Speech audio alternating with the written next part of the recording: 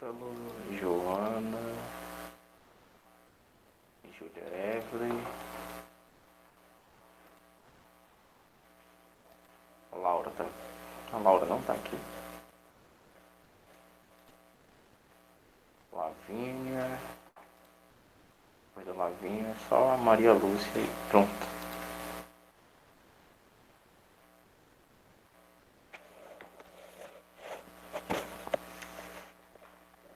No caso, 11 alunos, né? 1, 2, 3, 4, 5, 6, 7, 8, 9, 10.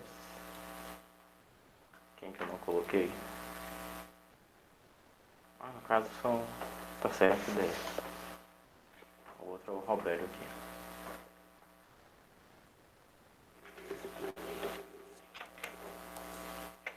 Abram o livro de vocês na página 283, tá certo? A gente vai continuar do assunto sobre o fim da União Soviética. Como a gente já tinha lido essa primeira parte, a gente vai retomar aqui abaixo dessa ilustração, tá certo? Com as dificuldades financeiras, aliás, deixa eu tirar isso aqui, acho que fica melhor. Com as dificuldades financeiras vividas pelos soviéticos, principalmente a partir de 1973, com a crise mundial do petróleo, os governos centralizadores passaram a ser criticados pela população russa, que queria se fortalecer economicamente e ter condições de exercer poder de consumo. Para os soviéticos, o final dos anos de 1980 e o início dos anos de 1990 foram decisivos, pois Mikhail Gorbachev foi eleito secretário-geral do Partido Comunista Soviético, considerado um reformista moderado por meio de duas ações políticas. Começou a abrir politicamente o regime socialista no país. Essas duas ações ficaram conhecidas como Perestroika e Glasnost. A Perestroika, ou seja, a reconstrução, foi um conjunto de ações políticas e econômicas voltadas para preparar os soviéticos para estabelecerem relações com o sistema capitalista. A União Soviética passava por uma crise, o que levou Gorbachev a criar uma política para evitar gastos públicos, acabar com a recessão e diminuir a inflação. Dentre os principais pontos desse projeto, destacavam-se o fim da ocupação militar no Afeganistão, que, como a gente sabe, o financiamento militar é sempre caro, a negociação com os Estados Unidos para o desarmamento militar e nuclear e a abertura para a entrada do capital externo, privatizando empresas nacionais. A perestroika não funcionou como esperado, o que gerou forte oposição, mesmo daqueles que eram a favor de uma rápida reforma para sair do modelo socialista de governo. A transparência política, que era a glasnost, foi uma medida com intenção de restaurar a liberdade política e de expressão para o povo soviético, que, durante muito tempo, não participou dos processos políticos da União Soviética, principalmente no período da Guerra Fria. Aqui a gente nota que a repetição daquilo que a história sempre conta, né? Que essas reformas rápidas não funcionam. Estou para ver uma reforma rápida que não tenha sido violentamente negativa. Todas as reformas rápidas foram negativas. E a gente pode tirar isso do governo atual, né? Esse montão de reforma, tudo com reflexo negativo no Brasil e no mundo também, né? E a questão da transparência política aqui é algo que vem sendo reclamado pela população desde a Grécia Antiga, né? Desde Roma, por exemplo, onde você tem o povo plebeu querendo participação política, o que levou os patrícios, tá? Os patrícios era eram a elite na Roma antiga, certo? Eram a população que compunha o Senado e apenas os 300 patrícios mais ricos é que poderiam ser senadores. Tá vendo só? E para evitar a insatisfação social dos plebeus, que eram maioria numérica, os patrícios, né, que eram duas classes sociais, plebeus e patrícios. Os patrícios resolveram criar uma assembleia, no caso a Assembleia Plebeia, para evitar essa insatisfação social, para calar a boca dos plebeus. Né? No caso aqui, a Glasnost era uma medida para restaurar e abrir a política para a população, já que a população não estava participando dos processos políticos, tipo, ó, União Soviética em guerra e a população, ó, calada ali, sem poder participar de nada. Não, não é bem assim. Daí que vem a política da transparência, da Glasnost. Em 91, uma tentativa de golpe foi organizada pela ala mais radical do Partido Comunista Soviético, que acabou por sequestrar Gorbachev para que o projeto de reabertura política e econômica não fosse executado. O sequestro causou comoção no povo. Com o apoio popular, o recém-eleito presidente da Federação Russa, Boris Yeltsin, frustrou o golpe, levando à libertação de Gorbachev. Mesmo restituído ao poder, após o sequestro, o secretário, na verdade, não tinha mais influência política efetiva. Tanto que ficaria apenas mais alguns meses no poder, renunciando o cargo no fim do ano. Em dezembro de 91, foi ratificada a dissolução da União das Repúblicas Socialistas Soviéticas. Com isso, a Rússia, agora estabelecida como Estado soberano, foi decretada Estado sucessor da União Soviética para efeitos de representação na ONU. No mesmo ano, aliás, no mesmo tratado, foi criada a Comunidade dos Estados Independentes, a CI, acordo de cooperação entre ex-membros da União Soviética. Cooperação política, econômica, social e etc. A abertura ao capital e a crise econômica russa. Deixa eu só ver aqui uma coisa na página do Meet.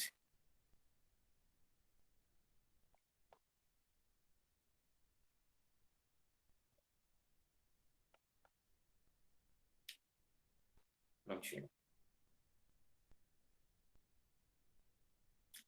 A Rússia, nossa, vamos falar uma coisa. A Rússia herdou os benefícios e problemas da União Soviética. Com a renúncia de Gorbachev, Boris Yeltsin progrediu como presidente. Vou dar uma puladinha aqui também, né? A partir do consenso de Washington, dos Estados Unidos, estabeleceu-se o neoliberalismo, um cenário econômico que privilegiava pouca intervenção do Estado, flexibilização das leis de relação de trabalho, privatização de empresas públicas, diminuição dos gastos públicos, fluxo do capital estrangeiro, entre outros. Vamos só pular aqui um pouquinho, tá? O ano de 92 se iniciava para a Rússia com um conjunto de medidas econômicas que visavam introduzir o capitalismo neoliberal. Capitalismo e o neoliberalismo.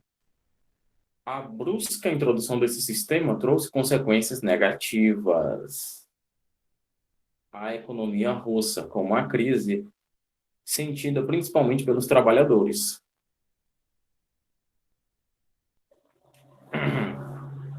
Os russos não estavam acostumados, pois viveram sob o regime socialista durante 70 anos. Recessão, inflação, desemprego, aumento dos preços, formação de organizações criminosas, eram as dificuldades encontradas nos países capitalistas, principalmente subdesenvolvidos. O parlamento russo tentou organizar uma reação política, mas Yeltsin, com o apoio dos Estados Unidos, acabou conseguindo reformar a Constituição e introduzir a política capitalista e neoliberal, que parece não ter sido tão positivo assim, né? A crise de transição econômica vivida pelos russos causava grandes problemas financeiros, né? No campo político, a luta pela independência da Chechênia gerou problemas que punham em discussão a política realizada pelos russos no leste europeu. Vamos pular aqui no plano econômico, mais precisamente, após a reeleição de Yeltsin em 96, as ações e medidas não surtiram efeitos. Na verdade, a Rússia não estava preparada para os novos problemas sociais, né, que decorriam do sistema capitalista. Não conseguia controlar a inflação e acabar com a recessão. A consequência foi o aumento do desemprego, da miséria e da atuação, aliás, de organizações criminosas. Em 2000, Vladimir Putin assumiu a presidência da Rússia, um país em crise com graves problemas sociais. O Estado passou a apresentar altos índices de inflação, com 35% da população vivendo em completa miséria, crise no sistema de saúde, entre outras situações. O ex-oficial da KGB, Serviço Secreto Soviético, no caso Vladimir Putin, tá? Para quem não sabe, o Putin era um espião. Lembrei agora daquela música, daquele meme do Putin andando largo. Wise Walking Putin. Acho que vocês já devem ter escutado.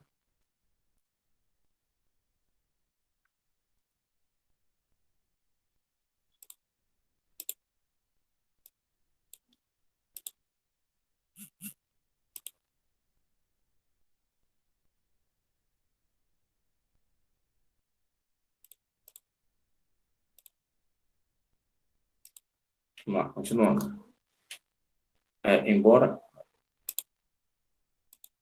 Embora o mandato, aliás, reeleito em 2004, com 71% dos votos válidos, um fato que fez sua popularidade cair, o massacre de Beslan, ocorrido em 2004, quando centenas de civis e crianças foram assassinadas por tropas sob seu comando. A repercussão foi negativa, inclusive internacionalmente.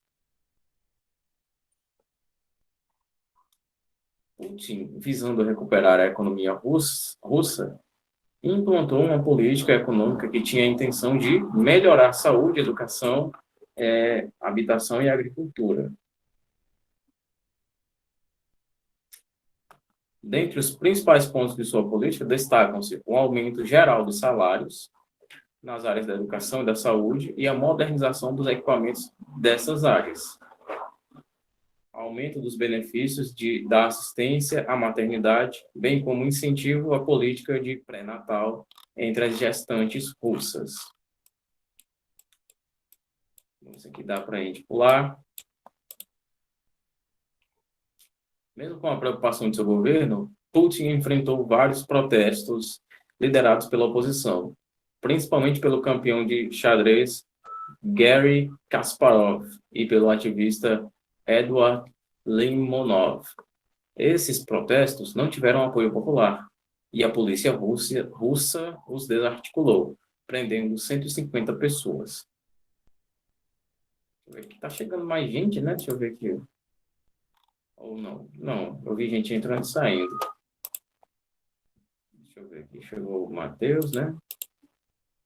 E a Sara.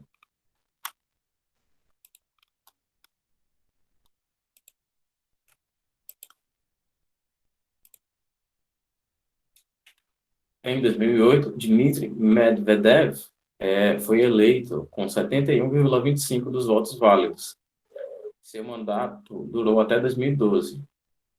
Dentre suas ações, criou um programa de modernização a longo prazo, buscando investir em diversas áreas, como indústria de base e tecnológica.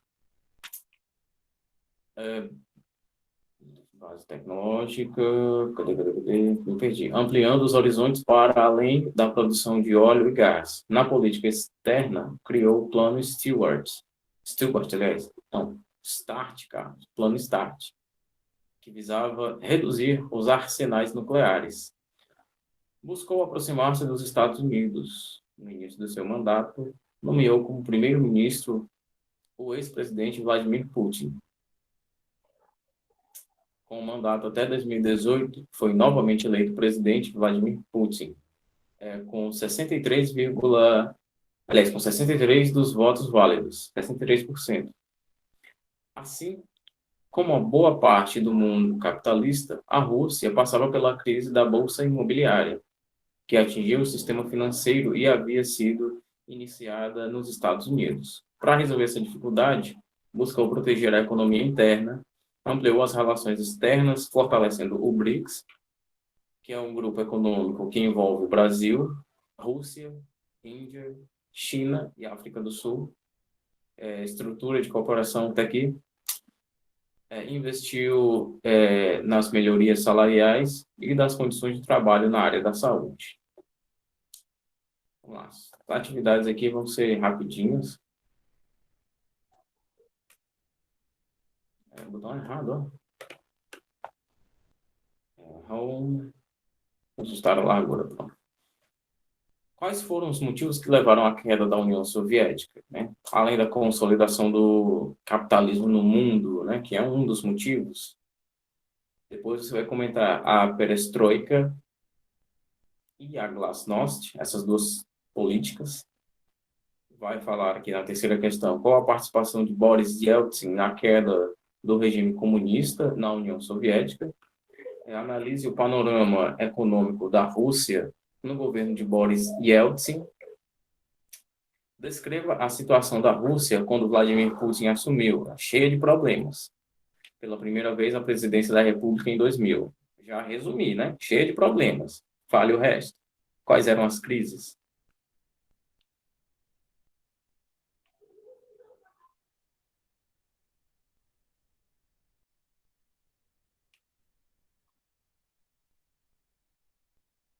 Na sexta questão, quais foram as ações de Vladimir Putin quando reeleito em 2004? Isso aí fica para casa, tá bom?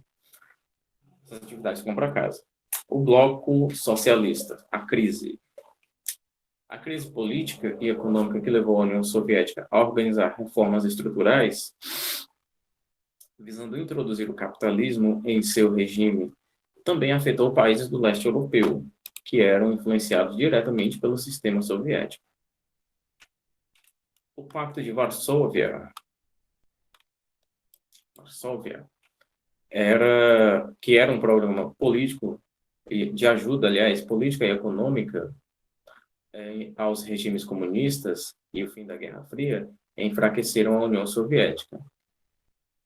Essa situação afetou a Alemanha, a Romênia, Polônia, Bulgária, Tchecoslováquia, Iugoslávia e Hungria.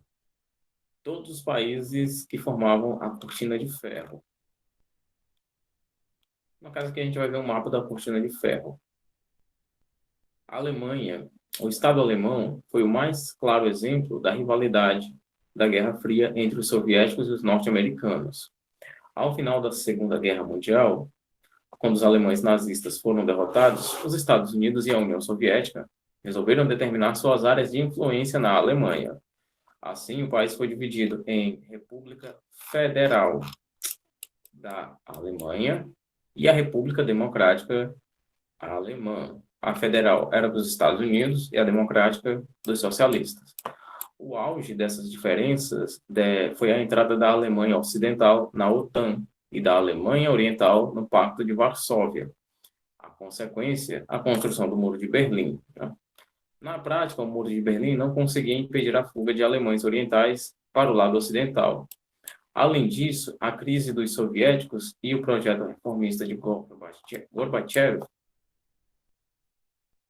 a partir dos anos de 1980, baseado na perestroika e na glasnost, não foram usados pelos comunistas alemães, que passaram a ter de conviver com a pressão popular para reunificarem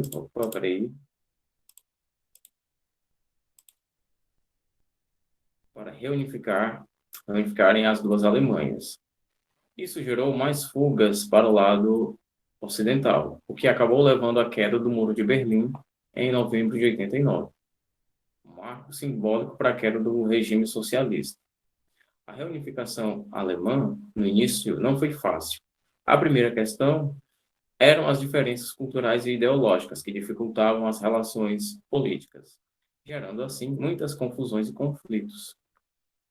Os anos de 1990 seriam um período para o ideal de que as duas Alemanhas passassem a se ver como uma só novamente, né? Caso a reunificação fosse concretizada e consolidada. E vamos pular aqui essa parte aqui para o final, né? Para últimas frases aqui. A Alemanha caminhava para uma turbulência civil, mas aos poucos as diferenças foram diminuindo. As políticas desenvolvidas pelos governos alemães buscaram uniformizar a economia e o acesso às condições de desenvolvimento, nossa senhora, desenvolvimento, inclusive industrial, ponto. Embora atualmente aspectos culturais ainda provoquem divergências, a Alemanha está mais unida de fato, o que foi visto durante a Copa do Mundo de 2006, realizada no país, em que todos os torcedores alemães vibraram e torceram por sua seleção.